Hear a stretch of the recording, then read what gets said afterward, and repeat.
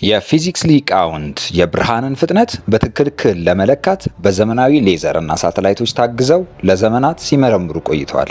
በመጨረሻም የብርሃን ፍጥነት በሰከንድ 299,792,458 ሜትር መሆኑን አረጋገጡ። ነገር ግን አሁን የምነግራችሁን እውነታ ስትሰሙ አእምሯችሁን መቆጣጠር የማይችለው ትልቅ መገረም ውስጥ ትገባላችሁ።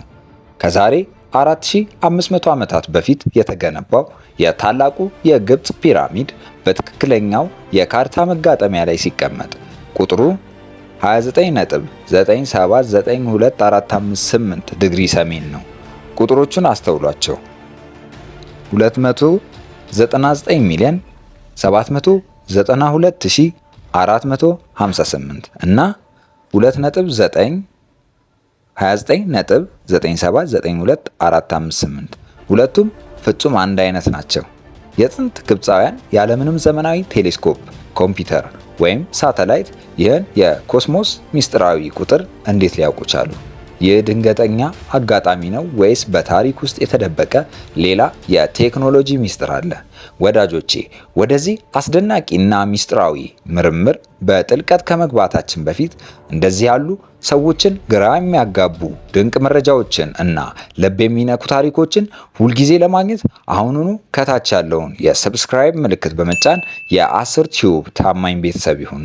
የደውል ምልክቷንም ማብራት እንዳትረሱ።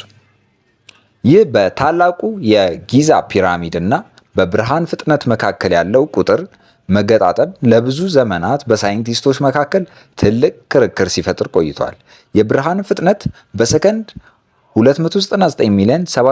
299,792,458 ሜትር መሆኑ የታወቀው በ20ኛው ክፍለ ዘመን በዘመናዊ ሳይንስ ነው። ነገር ግን የጊዜ ፒራሚድ መሃል እምብርት መጋጠሚያ መስመር ልክ የብርሃንን ፍጥነት በሚያሳይ ቁጥር ላይ እንዲያርፍ ተደርጎ መሰራቱ ተራ ድንገተኝነት ሊሆን አይችልም የሚሉ ወገኖች በርካታ ናቸው።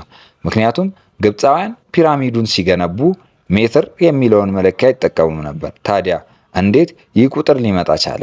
አንዳንድ ተመራማሪዎች እንደሚሉት የጥንት ሰዎች እኛ ከምናስበው በላይ እጅግ የረቀቀ የሂሳብ እና የኮከብ ቆጠራ እውቀት ነበራቸው። አልፎ ተርፎም አጽናፈ ሰማይን የሚገዙ ሕጎችን በሚገባ ተረድተውት ነበር። የፒራሚዱ እንቆቅልሽ በዚህ ብቻ አያበቃም።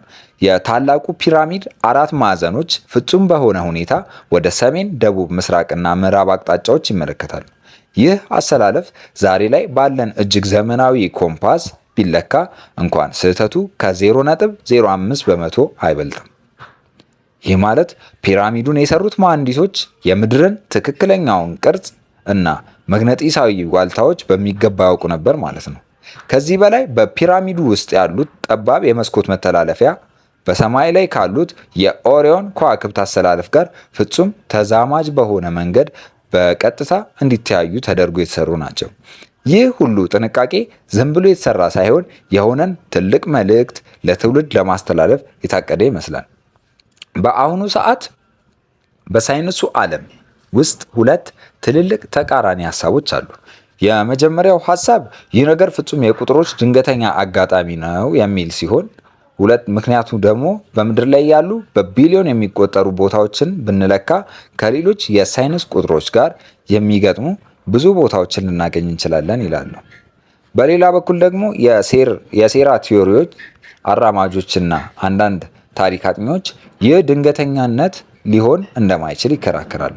የጥንት ግብፃውያን ምናልባትም ከሌላ ፕላኔት ከመጡ ፍጥረታት ጋር ግንኙነት ነበራቸው ወይም በታሪክ ማዕበል ውስጥ የጠፋ ትልቅ ከፍተኛ ቴክኖሎጂ የነበረው ስልጣኔ ነበር ብለው ያምናሉ።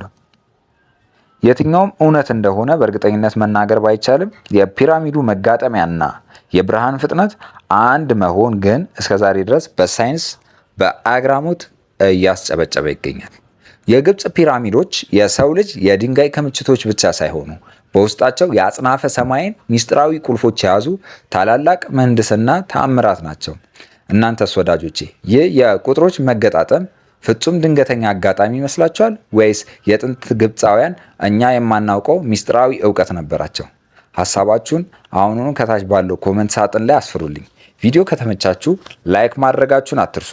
በቀጣይ ሌላ አስገራሚ ቪዲዮ እስክንገናኝ ድረስ ደህና ሁኑልኝ።